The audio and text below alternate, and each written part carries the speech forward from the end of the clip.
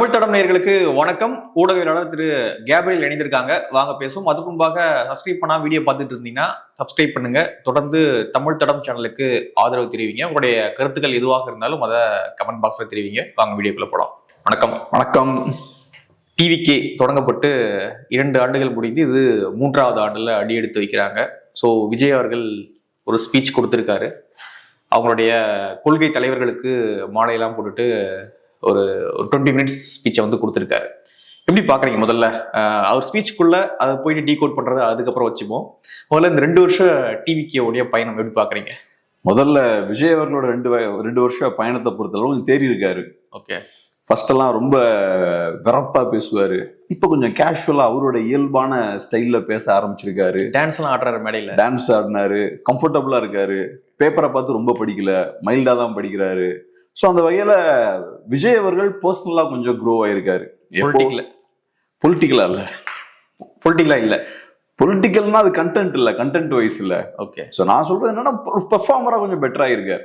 அவர் டிவியில நல்லா பெர்ஃபார்ம் பண்ணுவார், பட் ஸ்டேஜ்ல பெர்ஃபார்ம் பண்ணும்போது அவரு கொஞ்சம் தயக்கங்கள் இருந்தது இல்ல, அதெல்லாம் இப்ப போய் கொஞ்சம் கேஷுவலா பேச ஆரம்பிச்சிருக்காரு.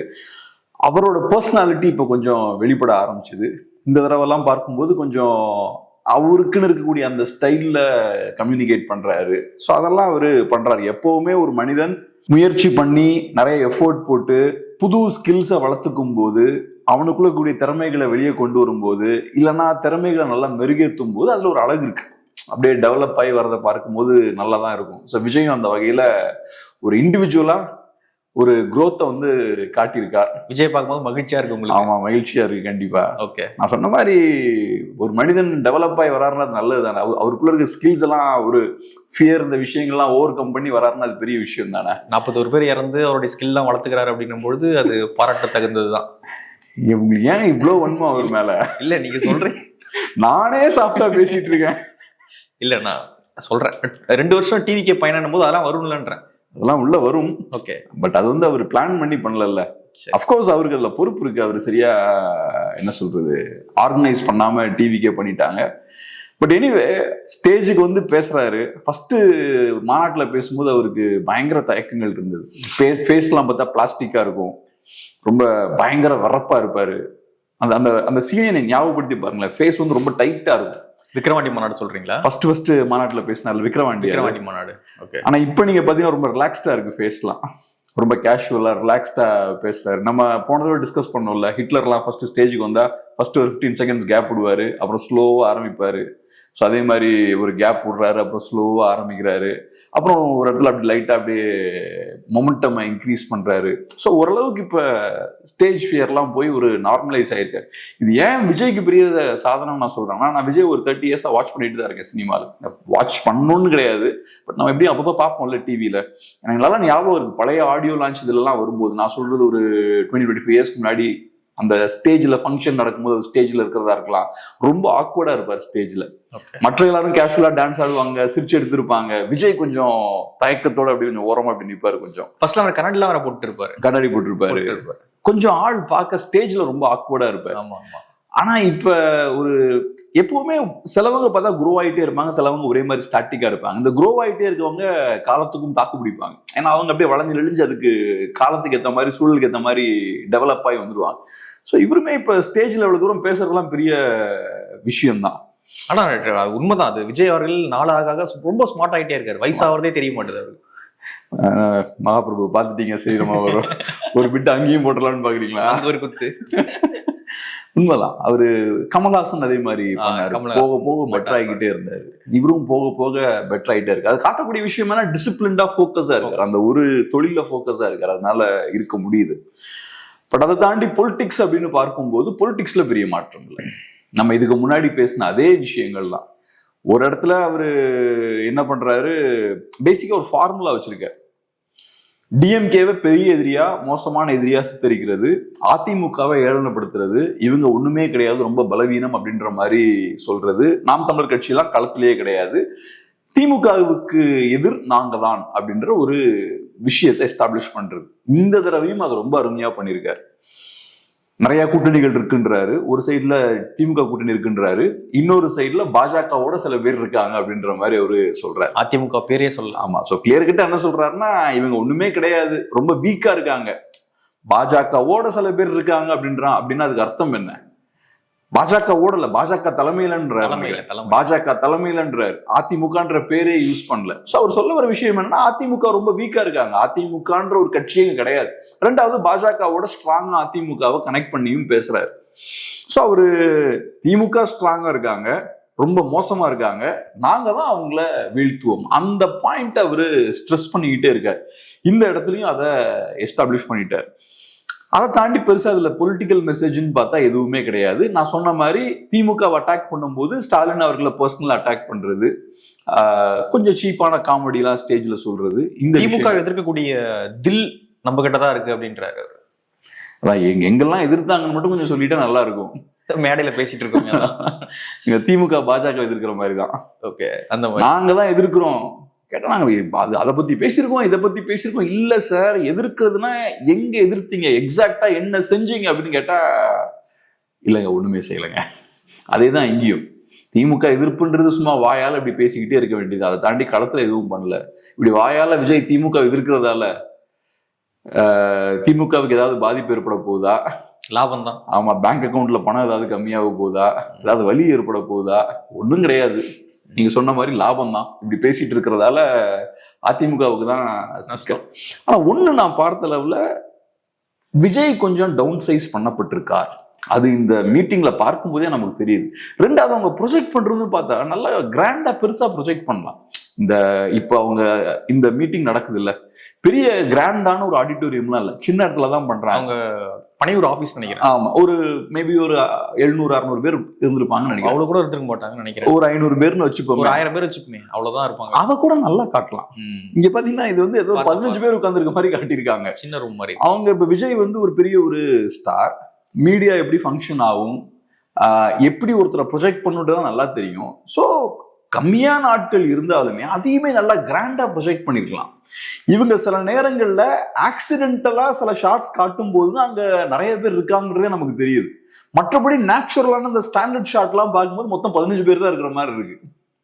ஸோ ஏன் இதெல்லாம் இவ்வளவு தூரத்துக்கு கோட்டை விடுறாங்கன்னு தெரியல. பட் என்னன்னா அவரோட செயல்பாடு முடங்கிருச்சுன்றதை நம்ம பார்க்க முடியும். அவரால் பெருசா இப்ப வெளியே போய் செயல்பட முடியல. இந்த மாதிரி இண்டோர்ல அப்பப்போ அவர் பேசிட்டு இருக்காரு. ஏன்னா ஆக்டிவா செயல்படுறது சாதாரண விஷயமே கிடையாது.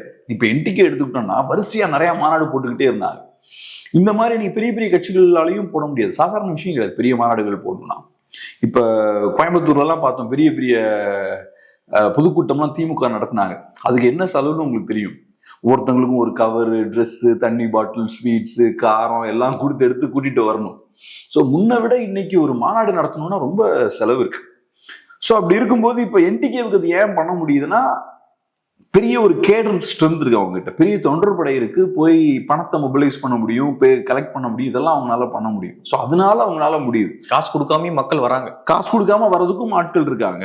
ரெண்டாவது அதுக்கு ஏற்படக்கூடிய செலவுகளையும் நீங்க இந்த மாதிரி சரிய பண்ணிடுவீங்க. ஓகே, போய் எடுத்து கலெக்ட் பண்ணி நீங்க ஆர்கனைஸ் பண்ண. ஒரு காலத்துல கம்யூனிஸ்டுகள் எப்படிதான் இருப்பாங்க, நீங்க பீச்சுக்கெல்லாம் போனீங்கன்னா வந்து கேட்பாங்க, ஒரு ரெட் கலர்ல ஒரு இந்த டின் வச்சிருப்பாங்க, உண்டியல் மாதிரி வச்சிருப்பாங்க, நீளமா இருக்கும், அதை வச்சு கேட்பாங்க. இப்ப அதெல்லாம் கேலி பண்றாங்க. அவங்க அரசியல் புரிதல் இல்லாதவங்க அதெல்லாம் கேலி பண்ணுவாங்க. அது தப்பே கிடையாது. மக்கள்கிட்ட போய் நீங்க பணம் வாங்குறது தப்பே கிடையாது, அது கரெக்டான விஷயம். ஸோ அந்த விஷயங்கள் பண்ணுவாங்க. அப்படி நீங்க பண்ணும்போது உங்களால மாநாடுகள் நடத்த முடியும், கூட்டங்கள் நடத்த முடியும். ஆனா இந்த சிஸ்டமுக்குள்ள வராம பணத்தை வச்சு நீங்க அரசியல் பண்றீங்கல்ல, அப்ப ஒருத்தனை கூட்டிட்டு வர்றதுக்கும் உங்களுக்கு காசு, ஈவெண்ட்டை நடத்துறதுக்கும் உங்களுக்கு காசு. ஸோ எல்லாத்துக்கும் நீங்க பணம் செலவழிக்க வேண்டியிருக்கும். பேனரு, லைட்ஸ், அது இதுன்னு எல்லாத்துக்கும் செலவழிக்க வேண்டியிருக்கும். ஸோ அந்த செலவை ஈஸியா கமர்ஷியல் பார்ட்டிஸால ஏத்துக்க முடியாது. விஜய் பெரிய ஸ்டாரா இருக்கலாம், விஜய் பெரிய பணக்காரரா இருக்கலாம், ஆனாலும் பொதுக்கூட்டங்கள்லாம் வரிசையா நடத்திக்கிட்டே இருக்கணும்னா நிறைய செலவு பிடிக்கும். நீங்க நிறைய பேருக்கு பணத்தை இறக்க வேண்டியிருக்கும். நீங்க நினைப்பீங்க விஜய் ஃபேன்ஸ்லாம் வந்துருவாங்களேன்னு, அதை தாண்டியும் வேற நிறைய செலவுகள் இருக்கும். ஸோ அதனால ரோட் ஷோ அவருக்கு ஒரு நல்ல ஆப்ஷனா இருந்தது. Low budget, high impact. நீங்க பாட்டுக்கு வண்டியில கேஷுவலா போனா போதும், செக்யூரிட்டி இந்த பிரச்சனை எல்லாம் கவர்மெண்ட் தலையில போய் விழுந்துரும். அது அவருக்கு ஒன்றும் பிரச்சனை கிடையாது. அஃப்கோர்ஸ் கரூர் மாதிரி எக்ஸ்ட்ரீமா போய் முடியும் போது அவருக்கு பிரச்சனை. பட் நார்மல் சர்க்கம்ஸ்டான்சஸ்ல விஜய்க்கு ஒன்றும் பெரிய விஷயம் கிடையாது. நான் பாட்டுக்கு ரோட்ல போற மாதிரி போய்கிட்டே இருப்பேன், போற இடத்துல நல்ல கவரேஜ் எனக்கு கிடைக்கும், டிவிலையும் எனக்கு பெரிய கவரேஜ் கிடைக்கும் அப்படின்ற மாதிரி ஸ்மூத்தா போயிட்டு இருந்தார். ஆனா இப்ப அவரோட செயல்பாடுகள் முடங்கி போச்சு. அவரால் பெருசா பெர்ஃபார்ம் பண்ண முடியல. கடைசி 2 தடவை பேசும்போது இந்த சின்ன ஆடிட்டோரியம்ல மாட்டிக்கிறார். இந்த சின்ன ஆடிட்டோரியம்ல மாட்டும் போதும் பார்த்தோம்னா அங்கேயும் அவரை பெருசா ஃபோக்கஸ் பண்ணி இவங்களால காட்ட முடியல. சின்ன சின்ன பேசிக்கான விஷயங்கள் அவர் பயங்கர தப்பா பண்றாங்க. இதுக்கு அத்தனை பேர் இவ்வளவு ஸ்ட்ராட்டஜிஸ்டுகள். அப்புறம் அவரே சினிமாக்காரர். அப்புறம் விஜய் பேசும்போது பாக்குற பின்னாடி போட்டோஸ் போகுது. கரெக்டா அவர் தலைக்கு பின்னாடி மற்ற தலைகள் போய்கிட்டே இருக்கு, டிஸ்ட்ராக்ஷன் வந்துகிட்டே இருக்கு. இதெல்லாம் சாதாரண சின்ன சின்ன விஷயங்கள். நீங்க இதெல்லாம் ஒரு ஒரு ஒரு ட்ரையல் ஒன்று இதுக்கு முன்னாடி போட்டு எடுத்து பார்த்து கரெக்டா அதை மேனேஜ் பண்ணிருக்கணும். பட் அன்பார்ச்சுனேட்லி அவங்க அதெல்லாம் பண்ணல. எனிவே அது நல்லதுதான், அவங்க ரொம்ப கரெக்டாலாம் பண்ணாம இருக்கிறது நல்லதுதான். பட் இப்ப பார்க்கும்போது விஜயோட அரசியல் செயல்பாடுகள் சுருங்கி இருக்கு, குறைஞ்சிருச்சு, ரொம்ப ரொம்ப கம்மியாகப்பட்டிருக்கு. அவர் கையில இருக்கக்கூடிய ஆப்ஷன்ஸே கம்மியா இருக்கு. அவரால் ஃப்ரீயா பிடிச்சதெல்லாம் பண்ண முடியல, வெளியே வர முடியல. ஏன்னா நார்மலான ஒரு பொலிட்டீஷியனா இருந்தாலும் அவனுக்கு கையில நிறைய ஆப்ஷன்ஸ் இருக்கும். இதுதான் அவர் சொல்றாரு. இப்போ விஜய் வந்து வெளியே வரணும்னு பேசிக்கிட்டு இருக்காங்க. வெளியே வருவார் விஜய். ஒரு வீட்டுல இருக்கக்கூடிய விஜய் வந்து எலெக்ஷன் அன்னைக்கு அந்த ஓட்டர் ஐடி எடுத்துக்கிட்டு வெளியே வருவாங்க. அப்ப வரமாட்டாரு. அதான் அவர் சொல்றாரு, நான் வரவே மாட்டேன்டா கடைசி வரைக்கும். அதான் சொல்றாரு, சொல்லாம சொல்றாரு அவரு. ஸோ அதனால நம்ம ஒன்றும் அவர் வெளியே வரணும்லாம் கேட்கல. இப்போ என்னன்னா, ஒரு பொலிட்டீஷியன்னா வெளியே வந்து போராடணும் அப்படின்னு நம்ம சொல்றோம். இப்ப ஒரு சொசைட்டி எடுத்துக்கிட்டோம்னா, ஒரு தலைவர் அவர் செய்ய வேண்டிய வேலையை சரியா செய்யலைன்னா இன்னொருத்தர் செஞ்சுட்டு போவார். சொசைட்டியோட தேவைக்கேற்ப லீடர்ஸை உருவாக்கும். இப்ப காந்தி இருக்காரு, காந்தி ஒரு வேலையை சரியா செய்யலன்னா இன்னொரு காந்தியை உருவாக்கிடுவோம். சொசைட்டி பேர் வேற ஒரு பேர் இருக்கும் கண்டிப்பா. ஸோ சொசைட்டி வந்து என்னையோ உங்களையோ விஜயோ இங்க இருக்கிற மற்ற தலைவர்களையோ நம்பி கிடையாது. நான் நல்ல வேலை செய்யறேன், சொசைட்டிக்கு தேவையான விஷயத்த நான் பண்றேன்னா சொசைட்டி எனக்கு அந்த பொறுப்பை என் கையில ஒப்படைக்கும். இந்த சொசைட்டி என் கையில அந்த பொறுப்பை ஒப்படைக்கும். அந்த வேலையை நான் சரியா செய்யறேன்னா என்னை தூக்கி போட்டு இன்னொருத்தனை உருவாக்கி விட்டுரும். யாரும் விஜய் நம்பிலாம் கிடையாது. ஸோ அதனால நம்ம வந்து விஜய் அவர்கள் வெளியே வரணும், மக்கள் போராட்டத்தை எடுத்து பேசணும்னா நம்ம சொல்ல வரல. ஒரு நல்ல பொலிட்டீஷியன்னா அவர் செய்ய வேண்டிய விஷயங்கள் என்னன்றதான் நம்ம பேசணும். ஸோ அதை அவரு செய்யலை. அதனால நம்ம விமர்சிக்கணும். நம்ம ஒண்ணு இங்க உட்காந்து பனையூர் வாசல்ல உட்காந்து வெயிட்லாம் பண்ணல. விஜய் வெளியே வருவாரா வரமாட்டாரா, ஏன் வெளியே வரல, அதெல்லாம் நம்ம பிரச்சனையே கிடையாது. தமிழ்நாட்டில் நிறைய பேர் வெளியேறாம வீட்டுல தான் உட்காந்துருக்காங்க. அவரும் தாராளமா உட்காந்துக்கலாம். ஆனா கரெக்டான பொலிட்டீஷியன் யாருன்றதை டிஃபைன் பண்றோம். கரெக்டான ஒரு பொலிட்டீஷியன் தான் மக்கள் பிரச்சனைக்கு வெளியே வரணும். அப்படி இவங்கெல்லாம் சரியா பண்ணாலும் அவங்களை தூக்கி போட்டு சொசைட்டி வேற ஒரு நல்ல லீடர்ஸை உருவாக்கும். டைம் வரும்போது கரெக்டான லீடர்ஸை சொசைட்டியை உருவாக்கும். ஓகே, இப்போ அவரு எத்தனை முனை வந்து போட்டி போடுது அப்படின்ற மாதிரி சொல்றாரு. 3 முனை தான் போட்டி போடுது அப்படின்ற மாதிரி தான் அவர் சொல்றாரு. நாம் தமிழர் கட்சி அவரு கணக்கிலே எடுத்துக்கல. எப்படி பார்க்கலாம் இதை? திட்டமிட்டு அவாய்ட் பண்றாரு அதை? நாம் தமிழர் கட்சியை பத்தி பேச வேண்டிய தேவையும் அங்க இல்லைன்னு நினைக்கிறேன் அவருக்கு. இல்ல, இத்தனை முனை போட்டி போடுது அப்படின்னு சொல்லும்போது நாம் தமிழர் கட்சி, ஆமா 4ஆம் முனைன்னு சொல்லிருக்கலாம். கரெக்டா ஒரு 4 முனைன்னு சொல்லிருக்கலாம். ஆனா அதான் அவர் கரெக்டா ஒவ்வொரு கட்சியும் ஒவ்வொரு மாதிரி டீல் பண்றாரு. திமுகவுக்கு ஒரு விதமான முக்கியத்துவத்தை கொடுக்குறாரு, திமுகவுக்கு நிறைய முக்கியத்துவத்தை கொடுக்குறாரு. திமுக ரொம்ப ஆபத்தான ஒரு கட்சி அப்படின்ற மாதிரி ஒரு முக்கியத்துவம் கொடுக்குறாரு.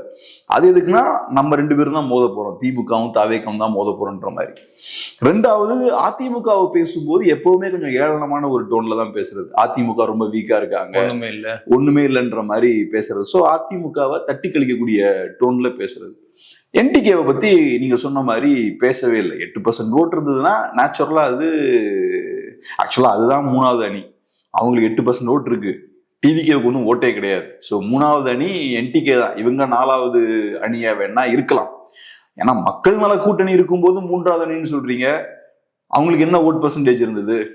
அப்ப என்டிகே டெஃபினட்டா ஒரு அணியா ஒரு கார்னரா இருக்கிறதுக்கான எல்லா தகுதியும் கொண்ட ஒரு கட்சி தான். பட் அவரு அதை பேச விரும்பல. பட் ஒண்ணு இப்போ விஜய் அங்கீகாரம் கொடுக்கணும்னு அவசியம் கிடையாது. ஆனா விஜய் பேசுறாருன்னா அவர் இந்த கால்குலேஷன் எல்லாம் பண்ணி தான் பேசுறாரு. கரெக்டா இந்த கட்சியை ப்ரொஜெக்ட் பண்ணும் எதிரியா, இந்த தலைவரை எதிரியா ப்ரொஜெக்ட் பண்ணும். அவரோடய நம்ம அரசியல் ரீதியான சண்டைக்கெல்லாம் போயிடக்கூடாது, பர்சனல் அட்டாக் சார்ந்த விஷயங்கள் தான் பண்ணும். ஸ்டாலின் அவர்கள் ரொம்ப சீப்பா விமர்சிச்சிருந்தாரு. தூங்கிட்டு இருக்கும் போது கேட்டா கூட டிவிக்கு தான் ஓட் பண்ணி சொல்லுவாரு. இதெல்லாம் ஒரு பொலிட்டிக்கல் கமெண்டே கிடையாது. நீங்க ஸ்டாலின் அவர்களை விமர்சிக்கிறதுக்கு 1000 இஷ்யூஸ் இருக்கு. அதை விட்டுட்டு அவரு தூங்கிட்டு இருக்கும் போது அவரை எழுப்பி கேட்டீங்கன்னா அவரே டிவிக்கு தான் சொல்லுவாருன்றாரு. அதாவது திமுக குடும்பத்துல முதல் குடும்பத்துல கூட டிவிக்கு போட்டு இருக்கு அப்படின்ற மாதிரி சொல்றாரு. அது ஒரு விதமான விஜயோட நார்சிசம் கூட தான் அது. ஊர்ல இருக்க எல்லாரும் உங்களை நினைச்சிட்டுலாம் இல்லை. அது கொஞ்சம் பேர் அங்க இருப்பாங்க, அந்த மாதிரி உங்க ஆடியன்ஸ் கொஞ்சம் பேர் இருப்பாங்க. எல்லாருக்கும் வேலை இருக்கு. எல்லாரும் தூங்கும் போது முழிக்கும் போதெல்லாம் விஜய் அவர்களே யோசிச்சுட்டுலாம் இருக்க மாட்டாங்க. நீங்க யோசிக்கல அப்படியே? அதான், நீங்க மக்களே யோசிச்சுட்டு நீங்க மக்களை யோசிக்கலாமா? ஸோ உங்களை மாதிரியும் நிறைய பேர் இருப்பாங்க சொசைட்டில, அவங்க பிரச்சனைகளை பார்க்கக்கூடியவங்களும் இருப்பாங்க. ஸோ அதனால பெரிய பொலிட்டிக்கல் அண்டர்ஸ்டாண்டிங் இல்லாம பேசிக்கான இந்த விஷயங்கள் பண்ணி மக்களை டைவர்ட் பண்ணி, ஸோ ஒவ்வொருத்தங்களையும் எப்படி அணுகணும், என்ன மாதிரியான முக்கியத்துவம் கொடுக்கணும், எப்படி பிராண்ட் பண்ணணும், அதுல கரெக்டா இருக்காரு. ஸோ நீங்க சொன்ன மாதிரி என்டிகேவை அந்த பேச்சிலேயே கொண்டு வரலன்னா அதே ஒரு மெசேஜ் இருக்குல்ல, அந்த அளவுக்கு அவங்க ஒருத்தலன்றதான அவரோட மெசேஜ் அங்க. ஸோ அவங்கள ஒரு விதமா அவரு பிராண்ட் பண்ண முயற்சி பண்றாரு. ஸோ இந்த விஷயங்கள்லாம் பண்றாரு, இதெல்லாம் நல்லா பண்றாரு. பொலிட்டிக்ஸ் மட்டும் இல்லைனா. ஓகே, இவ்வளவு நாள் நமக்கு வந்து ஆக்டர் விஜய் தெரியும், இப்போ போயட் விஜயா மாறி இருக்காரு போல. திருக்குறள் வேற சொல்றாரு. திமுக பாவமா இருந்ததுங்க பார்க்க. திருக்குறள் பேசுறேன்னு ஒண்ணு பேசுறாரு, மாடர்ன் திருக்குறள்னு பேசுறாரு. பொதுவா ஸ்டேஜ்ல பெரிய தலைவர்கள்லாம் இருக்காங்கன்னா ஆடியன்ஸ அவங்க நினைக்கிறதுக்கு ஏற்ற மாதிரி பிஹேவ் பண்ண வைப்பாங்க. சில விஷயத்த ஒரு 4 தடவை சொல்ல வைப்பாங்க. ஆடியன்ஸை ரியாக்ட் பண்ண வைப்பாங்க. இங்க என்ன ஆகுது, இவர் ஒரு திருக்குறள் அப்படின்ற மாதிரி காமெடியா ஒண்ணு சொல்றாரு. ஒன்ஸ் மோர்னு அவர் திருப்பி பேச வைக்கிறாங்க. சரி, அது முடிஞ்சிருச்சுன்னு பார்த்து திரும்ப 3வது தடவை சொல்ல வைக்கிறாங்க. இந்த ஓகே படம்னு நினைக்கிறேன், அதுல இந்த மிமிக்ரி பண்ண வச்சுக்கிட்டே இருப்பாரு போலீஸ்காரர் ஒருத்தர், சந்தானத்தை. அந்த மாதிரி திரும்ப 3 தடவை பேச வச்சுட்டாரு. அந்த ஆடியன்ஸ் பேச வச்சுட்டாங்க. அதுக்கப்புறம் விட்டா 4வது தடவை பேச வச்சிருப்பாங்க. அவரே இல்லப்பா நான் 3 தடவை சொல்லிட்டேன் விட்டுருங்கன்னு சொல்லி ஸ்டாப் பண்றாரு. ஸோ யூஸ்வலா பாத்தீங்கன்னா நல்ல பவர்ஃபுல்லான லீடர்ஸ்லாம் அவங்க ஆடியன்ஸை கண்ட்ரோல் பண்ணுவாங்க. ஆடியன்ஸ் சொல்றதுக்கு ஏற்ற மாதிரி ஆட்டம் போட மாட்டாங்க ஸ்டேஜ்ல. இங்க பார்த்தா ஆடியன்ஸ் இவரை 3 தடவை ரிப்பீட் பண்ண வைக்கிறாங்க. அதுவும் பொலிட்டிக்கல் அண்டர்ஸ்டாண்டிங் இருக்கக்கூடிய ஆடியன்ஸ்னா கூட வேற, இவங்களுக்கு ஒரு அண்டர்ஸ்டாண்டிங்கும் கிடையாது. இப்படி இவரை அவங்க வசதிக்கு ஏற்ற மாதிரி ஸ்டேஜ்ல ஒரு பெரிய ஸ்டாரை, ஒரு தலைவரை, அவங்க இன்னும் விஜய் வந்து என்டர்டைனர் தான் பாக்குறாங்க. அவங்க லீடரா பார்க்கல அவரை. ஆமா, இந்த ஈவெண்ட் ஸ்டார்ட் பண்ணும் போதே கரெக்டா விஜய் பேச ஆரம்பிக்கும் போதே பின்னாடி கேமையான்னு சவுண்ட் கொடுத்தாங்க. அந்த வீடியோ பாத்தீங்கன்னா தெரியும். டக்குன்னு உடனே புசி ஆனந்தோட எந்திரிக்கிறாரு, எந்திரிச்சு லைட் பின்னாடி திரும்பி பாக்குறாரு, என்னடா சத்தம் அப்படின்னு. அப்புறம் கொஞ்சம் ஆஃப் ஆனதுக்கு அப்புறம் தான் அவர் உட்கார்றாரு. அதுக்கப்புறம் இந்த சேட்டை விசில் அடிக்கிறது, இதெல்லாம் தாண்டி அங்க விஜய் வந்து தாக்கு பிடிச்சு வந்திருக்காரு. அந்த வகையில அவரை பாராட்டணும். இந்த கூட்டத்தின் மத்தியிலேயே எப்படியே தாக்கு பிடிக்கிறாரு பாருங்க அவங்க. ஸோ அதனால ஆனா இப்ப அந்த பழைய ஹைப் இல்லை, எனக்கு தெரிஞ்ச அந்த பழைய ஹைப் 100% இல்லை. முன்னாடி ஒரு பேசு பொருள் ஆகும் விஜய் பேசுற விஷயங்கள்லாம். இப்ப அது ஒரு பேசு பொருளா மாறல. நான் சொல்றது பேசு பொருள்ன்றது அப்கோர்ஸ் நம்ம யூடியூப் சேனல்ஸ் பேசணும், டிவி சேனல்ஸ் பேசுறாங்க. ஏன்னா ஒரு முக்கியமான ஒரு பொலிட்டிக்கல் ஃபோர்ஸ், அதுல மாற்றுக்கிறதே இல்லை. நம்ம சொன்ன மாதிரி 5-10% ஓட்ஸ் வாங்கினாங்கன்னா பெரிய பொலிட்டிக்கல் ஃபோர்ஸ் கண்டிப்பா பேசிதான் ஆகும். நம்ம தவிர்க்க முடியாது, மற்ற சேனல்ஸும் தவிர்க்க முடியாது. நான் சொல்றது என்னன்னா, விஜய் முன்னாடி பேசினார்னா அது ஒரு பொலிட்டிக்கல் டிபேட்டா மாறிச்சு. ஸ்டார்டிங்ல ஒரு பொலிட்டிக்கல் இம்பாக்ட் அதுக்கு இருந்தது. இன்னைக்கு அந்த பொலிட்டிக்கல் இம்பாக்ட் எல்லாம் இல்லை. எப்படி ஒரு விஜயோட கமர்ஷியல் படம் ஒரு பொலிட்டிக்கல் இம்பாக்டை ஏற்படுத்தாதோ, அது தியேட்டர்ல விசில பெற்று தரும், வியூஸை பெற்று தரும், ஆனா பொலிட்டிக்கல் இம்பாக்ட் ஏற்படுத்தாது கமர்ஷியல் படம். அதே மாதிரிதான் அவரோட பொலிட்டிக்கல் ஸ்பீச்சும் இருக்கு. ஒரு சினிமா பொலிட்டிக்கல் இம்பாக்ட் ஏற்படுத்தலன்னா பிரச்சனை இல்லை, நம்ம விட்டுட்டு போயிடலாம். ஆனா அவரோட பொலிட்டிக்கல் ஸ்பீச், அவரோட பொலிட்டிக்கல் இவெண்ட்ஸ் வந்து பொலிட்டிக்கல் இம்பாக்டை ஏற்படுத்தணும். ஆனா அதுவும் இங்க நடக்க மாட்டேங்குது. அதுவும் அரசியல் இந்த தாக்கத்தையும் ஏற்படுத்த மாட்டேங்குது. ரொம்ப கேஷுவலா, ரொம்ப சாதாரணமா அது போயிட்டு இருக்கு. ஸோ பார்ப்போம் என்ன பண்றாரு. ஓகே, இப்போ 2 வீடியோஸ் பார்க்கும்பொழுது கொஞ்சம் ஆக்வர்டா இருந்த மாதிரி இருந்துச்சு. என்ன அப்படின்னா, ஒன்று விஜய் வந்து அந்த ரூம்குள்ள வந்து வெளியே வராரு, வெளியே வந்து அவங்க கொள்கை தலைவர்களுக்கு மாலை போட வராரு. அப்பொழுது உள்ள இருந்து வெளியே வரும்பொழுது வெளியே ஆதவர்ஜன் நிற்கிறாங்க, செங்கோட்டையன் அவர்கள், மற்ற எல்லா தலைவரும் நிற்கிறாங்க. செங்கோட்டையன் அவர்கள் ரொம்ப ஓரமா நிற்கிறாரு. அவர் பொருட்படுத்தவே இல்லை. வாங்கண்ணா எப்படி இருக்கீங்க அப்படின்ற எந்த விஷயமும் அவர் பொருட்படுத்தவே இல்லை. அவர் போயிட்டே இருக்காரு. செங்கோட்டையன் அவர்கள் ஒரு 4வது வரிசையில் அப்படி பின்னாடி பொறுமையா வந்துகிட்டு இருக்காரு. ஸோ இதுக்குதான் செங்கோட்டையன் அவர்கள் அங்க போய் சேர்ந்தாரா அப்படின்ற ஒரு கேள்வி இருக்கு. எவ்வளவு மூத்த தலைவர், இவ்வளவுதான் அவங்க செங்கோட்டையனே கொடுக்குற ரெஸ்பெக்ட். ஸோ விஜயை நம்பி வேற யாராவது வேற கட்சியில இருந்து போனாங்கன்னா அவங்களுக்கு என்ன ரெஸ்பெக்ட் கிடைக்கும் அப்படின்றது ஒரு கேள்வி. இன்னொன்னு என்ன அப்படின்னா, விஜய் அவர்களுடைய கார் வருது. கார் வரும்பொழுது புஷி ஆனந்த் நிக்கிறாரு அங்க. அதை கண்டுக்காம அவரு அந்த வண்டி வந்துகிட்டே இருக்கு. புஷி ஆனந்த் ஓடி வராரு பின்னாடி. வேற கட்சியில ஒரு பொதுச் செயலாளர், ஒரு கட்சியினுடைய பொதுச் செயலாளர் ஒரு தலைவர் கார் பின்னாடி இப்படி ஓடி வருவாரா அப்படின்றது தெரியல. இதெல்லாம் பார்க்கும்பொழுது கீழே இருக்க தொண்டை என்ன நினைப்பான், இவ்வளவுதான் நான் கட்சி அப்படின்னு நினைப்பானா? ஒண்ணுமே நினைக்க மாட்டாங்க. அவங்க விஜயை பார்த்தா சந்தோஷமா போயிட்டே இருப்பாங்க. இன்ஃபேக்ட் இப்ப செங்கோட்டையன் அவர்கள் எடுத்துக்கிட்டீங்கன்னா இதுதான் அவருக்கு மரியாதை. நீங்க யோசிச்சு பாருங்க, புஷி ஆனந்துக்கு ஈக்குவலா, ஆதவ அர்ஜுனாவுக்கு ஈக்குவலா, அங்க இருக்கிற மற்ற தாவகக்காரங்களுக்கு ஈக்குவலா செங்கோட்டையன் அவர்களும் உள்ள பூந்தெடுத்து பெர்ஃபார்ம் பண்ணா எப்படி இருக்கும்? பண்ண முடியாது, இன்னும் மோசமா இருக்கும். இதை விட அது இன்னும் ஆக்வர்டா இருக்கும். ஸோ அதனால அவருக்கு மரியாதைன்றது ஓரமா ஒதுங்கிடுறது. ஏன்னா இங்க ஒழுங்கு இல்லை, அரசியல் புரிதல் இல்லை. இந்த கூட்டத்தோட டிவிக்கு போகாம ஒதுங்கி இருக்கலாமே, வேற ஆப்ஷன் இல்லை அவருக்கு. வேற ஆப்ஷன்ல இருக்கிற ஒரே ஆப்ஷன் அதுதான். பெஸ்ட் ஆப்ஷன் போகாம இருந்தா நல்லா இருந்திருக்கும். அவருக்கு ஒரு பெரிய ஸ்டேச்சர் இருக்கு, அப்படியே ரிட்டையர் கூட இருக்கலாம். 80 வயசு ஆயாச்சு, ரிட்டையர்மெண்ட்டுக்கு யோசிக்கலாம். பட் ஒரு ஓகே, எலெக்ஷன்ன்றது பார்த்தோம்னா அது ஒரு முக்கியத்துவம் வாய்ந்த ஒரு ஈவெண்ட். அது பொலிட்டிக்ஸ்ல இருக்கவங்களுக்கு ரொம்ப அது தெரியும். நம்மள மாதிரி மீடியால இருக்கவங்களுக்கு ஓரளவுக்கு தெரியும். பொலிட்டீஷியன்ஸுக்கு அதோட முக்கியத்துவம் என்ன, அதனால என்னெல்லாம் லாபங்கள் வரும்ன்றது இன்னும் நல்லா தெரியும் பொலிட்டீஷியன்ஸுக்கு. ஸோ அந்த வகையில எலெக்ஷன்ன்றதை ஈஸியா கடந்து போயிட முடியாது. மேபி நெக்ஸ்ட் இயர் ரிட்டையர் ஆகலாம். ஆனா இந்த எலெக்ஷன் டைம்ல நீங்க ஒரு பெரிய ஒரு திருவிழா நடக்கும்போது நான் பாட்டுக்கு ஓரமா நிக்க முடியாது. நம்ம அப்படி சொல்றோம், அப்படி இருக்கிறதும் கஷ்டம். ஸோ அப்படி இருக்கும்போது லிட்டரலா ஒரு சர்க்கஸ் மாதிரி தான் எங்களோட ஈவெண்ட்ஸ் எல்லாம் நடந்துட்டு இருக்கு. அதுல பங்கேற்காம ஓரமா நிக்கிறது அவருக்கு மரியாதை. ஸோ அந்த விஷயத்தை தான் அவரு செய்யறாரு. ஒண்ணு என்னன்னா, அவங்களுக்கு தெளிவு இல்லை, என்ன பண்றோன்றது தெரியல. ரெண்டாவது, அங்க நிறைய புது புது ஆட்களை உள்ள கொண்டு வராங்க. அவங்க எல்லாம் பெரிய தகுதியானவர்களாகவும் இல்லை. அது நான் எப்படி பாக்குறேன்னா, ஏதோ ஒரு லெவல்ல ஒரு ஜட்ஜ்மெண்ட் இஷ்யூ இருக்கு. கரெக்டான ஆட்களை பார்த்து அவங்களோட ஒர்த்தனன்னு புரிஞ்சு கரெக்டான ஆட்களை உள்ள கொண்டு வருவதற்கான அந்த ஜட்ஜ்மெண்ட் இருக்குல்ல, அது அவங்க இல்லை. இந்த வேலையெல்லாம் யாரு பாக்குறாங்கன்னு தெரியல. புது புது ஆட்களை உள்ள கொண்டு வரலாம், மேபி 2-3 லீடர்ஸ் பண்ணுவாங்களா இருக்குவாங்க. ஆனா அவங்களுக்கு அந்த ஜட்ஜ்மெண்ட் இல்லை. ஸோ அவங்க கொண்டு வர ஆட்கள் எல்லாம் பார்த்தோம்னா ரொம்ப மோசமான ஆட்களா இருக்காங்க. ரெண்டாவது, இன்செக்யூரிட்டியும் இருக்கு. நல்ல குவாலிட்டியான ஆட்களை உள்ள கொண்டு வந்தா நம்ம சொல்லியை முடிச்சிருவாங்கன்ற இன்செக்யூரிட்டியும் இருக்கு. ஸோ நீங்க பார்த்தாலே தெரியும். இப்போ நான் நிறைய டிவி சேனல்ஸ்ல ஒர்க் பண்ணியிருக்கேன். குறிப்பா புதுசா டிவி சேனல்ஸ் லான்ச் பண்ணும்போது நான் உள்ள போயிருக்கேன். சில நேரங்களில் ஹெட்ஸ் பார்த்தோம்னா அந்த டீமை பார்த்தாலே உங்களுக்கு தெரியும், அவங்க கண்ட்ரோல்ல இருக்கக்கூடிய ஆட்களா எடுத்து வச்சிருப்பாங்க. ஸோ அப்ப டீம் வீக்கா இருக்கும். ஏன்னா ஹெட்ஸுக்கு சில நேரங்களில் இந்த ஒரு இன்செக்யூரிட்டி இருக்கும்.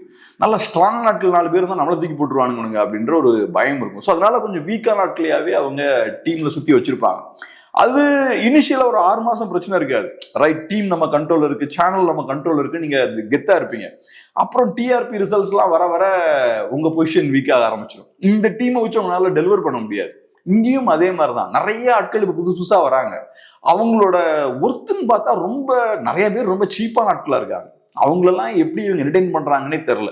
புதுசா ஒரு கட்சியை ஆரம்பிக்கிறீங்கன்னா கமல் கூட அது ஓரளவு கரெக்டா பண்ணாரு. கரெக்டா கொஞ்சம் டீசன்ட் ஆட்களை கரெக்டா உள்ள கொண்டு வந்தாங்க. ஓரளவுக்கு பேசக்கூடியவங்க, விஷயங்களை கன்வே பண்ண தெரிஞ்சவங்களை கூப்பிட்டு வந்தாங்க. ஏன்னா கமலுக்கு விஷயம் தெரியும் இல்லையா? சோ அதனால அவருக்கு தெரியும் இவங்க தான் கரெக்டா இருப்பாங்க அப்படின்னு. இங்க விஜய்க்கு அது தெரியும். கரெக்ட், அது ஒரு பாயிண்டா இருக்கலாம். கமலுக்கு விஷயம் தெரியறதால சுத்தி இருக்கவங்களையும் கொஞ்சம் விஷயம் தெரிஞ்சவங்களா வச்சுப்பாரு. அவங்க கரெக்டான ஆட்களை மேபி உள்ள கொண்டு வந்திருக்கலாம். அந்த விஷயம்லாம் இருக்கு. பட் இங்க பார்த்தோம்னா நான் எப்படி பாக்குறேன்னா, ஒண்ணு அவங்களுக்கு கரெக்டான ஆட்களை ஐடென்டிஃபை பண்ண தெரியல, ஒருத்தான ஆட்கள் யாருன்றதை கரெக்டா அடையாளம் காண தெரியல. ரெண்டாவது, ஒரு அச்சமும் இருக்கு, ஒரு இன்செக்யூரிட்டியும் இருக்கு. நம்ம பாட்டுக்கு நிறைய ஆட்களை உள்ள கொண்டு வந்துட்டோம்னா, பெஸ்ட் எலிமெண்ட்ஸ் எல்லாம் பார்த்து உள்ள கொண்டு வந்துட்டோம்னா நாளைக்கு நம்மளை தட்டி தூக்கிடுவாங்கன்ற ஒரு பயமும் இருக்கு. ஸோ அதனால அவங்க கண்ட்ரோல் இருக்கக்கூடிய ஆட்களை தான் உள்ள கொண்டு வந்து வைக்கிறாங்க. அப்புறம் அந்த மேனேஜ்மெண்ட் பண்ணும்போதும் அந்தந்த ஆட்கள் அந்தந்த இடத்துல உட்கார வச்சிருக்காங்க. கரெக்டா யாரை எந்த சர்க்கிள் விடணும் அப்படின்றலாம் அவங்களுக்கு தெரியுது. அது கரெக்டா அங்க நடக்கிறத பார்த்தாலே தெரியும். இப்ப விஜய் வெளில வர்றாருன்னா அவர் சுத்தி வர்றதெல்லாம் பார்த்தாலே அந்த ஒரு ஹைரார்க்கியை நம்ம புரிஞ்சுக்கலாம். ஸோ அதனால இந்த செட்டப்பை வச்சுட்டு இவங்களால ரொம்ப நாள் போக முடியாது. இந்த எலெக்ஷன் வரைக்கும் இந்த வண்டி ஓரளவுக்கு ஓடும், அதுக்கப்புறம் பார்ப்போம். இப்போ இன்னொரு கூடுதலான டவுட் நிறைய பேருக்கு வருது. என்ன அப்படின்னா, 234 இடங்கள்லையும் கேண்டிடேட்ஸை டிவிகேவால போற்ற முடியுமா அப்படின்ற ஒரு கேள்வி. இவங்க சொல்றாங்க வீட்டுக்கு 2 ஓட்டு 1 ஓட்டு இருக்கு, ஊரு எல்லா கிராமங்கள்லயும் கொடி பறக்குது. ஸோ இதெல்லாம் வந்து டிவிகே சொல்லக்கூடிய விஷயங்களா இருக்கு. ஆனா டிவிகேவுக்கு எதிராக இருக்கக்கூடியவங்க என்ன சொல்றாங்கன்னா, 234 தொகுதியிலையும் முதல்ல அவங்க கேண்டிடேட்ஸ் போட்டுருவாங்களா, அவ்வளோ கேண்டிடேட் போடக்கூடிய ஒரு வலிமை டிவிகேவுக்கு இருக்கா அப்படின்னு கேட்குறாங்க. வாய்ப்பு இருக்குமா? எப்படி? அதான் இந்த கேள்வி பார்த்தீங்கன்னா ஸ்டார்டிங்ல இருந்தே எழுப்பப்படுது. டிவிகேவால 234 சீட்ஸ்லையும் கேண்டிடேட்ஸ் போட முடியுமா, கர்நாடகால சூஸ் பண்ண முடியுமா? ஏன்னா விஜய்ன்ற பெரிய ஃபேஸ் இருக்கு, நிறைய ஃபண்ட்ஸ் இறக்குறாங்க, அதெல்லாம் இருந்தாலுமே லோக்கல் அந்த கேண்டிடேட்டும் கொஞ்சம் செலவு பண்றதுக்கு ரெடியா இருக்கணும், எஃபோர்ட்ஸ் போடுறதுக்கு ரெடியா இருக்கணும். ஸோ அந்த ரிஸ்க் எடுக்கிறதுக்கு ஆட்கள் ரெடியா இருப்பாங்களா அப்படின்ற டவுட்ஸ் இருக்கு. ரெண்டாவது, இன்னொரு சைட்ல பார்த்தோம்னா இன்னும் ஒரு படி மேல போயிடுறாங்க. இவங்களுக்குலாம் ஒழுங்கா நாமினேஷன் ஃபைல் பண்ண முடியுமா? அதுல நிறைய சிக்கல் இருக்கு. அதெல்லாம் ஃபைல் பண்ணும்போது தான் என்னென்ன பிரச்சனைகள் வருதுன்றதான் நமக்கு தெரியும். நிறைய பேர் ரிஜெக்ட் ஆகிறதுக்குலாம் வாய்ப்பு இருக்கு. ஏன்னா ஒழுங்கா பண்ணா ரிஜெக்ட் ஆயிடுவாங்க. ஸோ அந்த மாதிரியான சந்தேகங்களையும் நிறைய பேர் எழுப்பியிருக்காங்க. ஆனா நான் ஒரு விஷயம் ரொம்ப ஸ்ட்ராங்கா சொல்றேன். நம்ம ஏற்கனவே பேசிட்டு இருக்கிற மாதிரி விஜயோட அரசியலால இங்க சில பேருக்கு லாபம் இருக்கு. அதனால அவங்க எதுவும் தப்பு நடக்க அலோவ் பண்ண மாட்டாங்க. விஜய் 234 சீட்ஸும் கண்டெஸ்ட் பண்ணுவாரு. நாமினேஷன் எல்லாம் ஒரு பிரச்சனையும் வராது. எல்லா வேட்பாளர்களும் கம்ஃபர்டபுளா அவங்க போட்டியிடுவாங்க. அதுக்கான காரணம் என்னன்னா இவங்களோட திறமையால கிடையாது. இவங்க கண்டெஸ்ட் பண்ணா சில பேருக்கு அரசியல் லாபம் இருக்கு. இவங்கனால யார் அரசியல் லாபத்தை அறுவடை பண்ண போறாங்களோ அவங்க இவங்களை பத்திரமா பார்த்துப்பாங்க. இவங்களுக்கு எல்லாத்தையும் அவங்க கரெக்டா பண்ணி கொடுத்துருவாங்க. ஸோ இவங்க 234 சீட்ஸ்லையும் கண்டிப்பா நிற்பாங்க. ஒரு இஷ்யூ இருக்காது. கண்டிப்பா இவங்க ஸ்ட்ராங்கா கண்டெஸ்ட் பண்ணுவாங்க. வேட்பாளர்கள் அஃப்கோர்ஸ் வீக்கா இருப்பாங்க. நான் ஒன்றும் பெரிய ஸ்ட்ராங்கான வேட்பாளர்களா இருப்பாங்கலாம் சொல்ல. கண்டிப்பா வீக்கான ஆட்களா தான் இருப்பாங்க. இவங்க யாரை போடுவாங்க? ஏதாவது சாதாரண ஆட்களை தான் இவங்க போடுவாங்க. பட் வேட்பாளர்களுக்கு முக்கியத்துவம் இருக்காது. விஜய் அப்படின்றவரோட அந்த ஃபேஸை நம்பிதான் எலெக்ஷன் ரன் ஆகும். விஜய்க்காக ஓட் போடுவாங்க. ஆனா அதை வச்சு அந்த வேட்பாளர் அடுத்தடுத்து வேற ஏதாவது கட்சிக்கு போலாம். அதுக்கு உதவும். அதுக்குதான் எக்ஸ்பீரியன்ஸ் இருக்கு. எம்என்எம் ஒரு நல்ல எக்ஸாம்பிள். நீங்க சொன்ன மாதிரி எம்என்எம்ல நிறைய யங்ஸ்டர்ஸ் சேர்ந்தாங்க. அவங்களுக்குலாம் அவங்களோட கெரியரை க்ரோ பண்றதுக்கு எம்என்எம் ஒரு நல்ல பிளாட்ஃபார்மா இருந்தது. அங்க காலை வச்சு எகிரிட்டாங்க. ஆமா. ஸோ எம்என்எம் யூஸ் பண்ணி ஒரு பொலிட்டிக்கல் ஃபவுண்டேஷன் போட்டாங்க. அதுக்கப்புறம் ஒரு பேச்சுவார்த்தைகள்லாம் நடத்தி ஏதாவது ஒரு கட்சியில போய் சேர்ந்தாங்க. ஏதாவது ஒரு கட்சின்ற விட திமுகல போய் நிறைய பேர் சேர்ந்தாங்க. மோஸ்ட்லி திமுகல போய் சேர்ந்தாங்க. தலைவர் கடைசியா அங்க போனாரு. அதுக்கு முன்னாடி தொண்டர்கள் எல்லாம் போயிட்டாங்க. இன்ஃபேக்ட் டிவிக்கே எடுத்துக்கிட்டோம்னா சில பேர் இப்பவே போயாச்சு திமுகவுக்கு. எலெக்ஷன்ல கண்டெஸ்ட் பண்றதுக்கு முன்னாடியே தாவேக்கால இருந்து திமுகவுக்கு ஜம்ப் பண்ணவங்கலாம் இருக்காங்களே.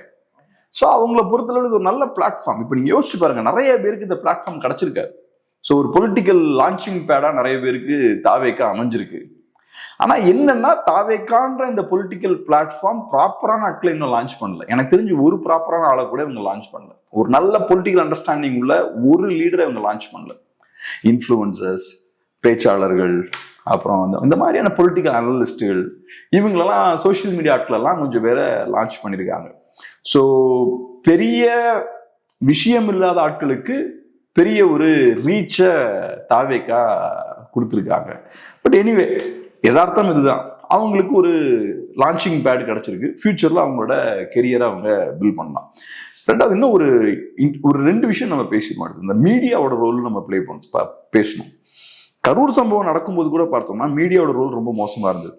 இந்த மாதிரிதான் விஜய் அப்படியே அந்த ரோட் ஷோ போயிட்டு இருக்கும்போது பயங்கரமா மியூசிக்லாம் போட்டு எடுத்து ஹைப் கொடுத்தாங்க. அதுலதான் பெரிய ஒரு கூட்டமே சேர்ந்தது. ஸோ மீடியா கொடுத்த ஹைப் இருக்கு பாருங்க. ஒரு நியூஸ் சேனல் இதை பண்ண அவசியமே கிடையாது. ஒரு நியூஸ் சேனலோட வேலை நியூஸை கவர் பண்ணணும். நீங்க பாட்டுக்கு டிவிக்கே தலைவர் அப்படியே ஊர்வலம் போறார், அவர் ஒரு சினிமாக்காரன்றதுக்காக அவருக்கு நீங்க ஃபுல்லா லைவ் போடணும்னு அவசியம் இல்லை. அப்படியே லைவ் போடும்போது சினிமா பாட்டு மாதிரி ஒரு பாட்டை பேக்ரவுண்ட்ல போட்டே இருக்கணும்னு அவசியம் கிடையாது. நியூஸ் சேனல் நான் நியூஸ் பாக்குறதுக்காக அங்க வரேன், சும்மா ஒரு ஃபேன் ஈவெண்ட்டை பாக்குறதுக்காக வரல. இப்பவும் பார்த்தா ஏறக்குறைய அந்த மாதிரி தான் பண்றாங்க. இப்ப இந்த ஈவெண்ட் எல்லாம் எடுத்துக்கிட்டோம்னா இவங்களா பேக்ரவுண்ட்ல என்னெல்லாமோ மியூசிக் போடுறாங்க.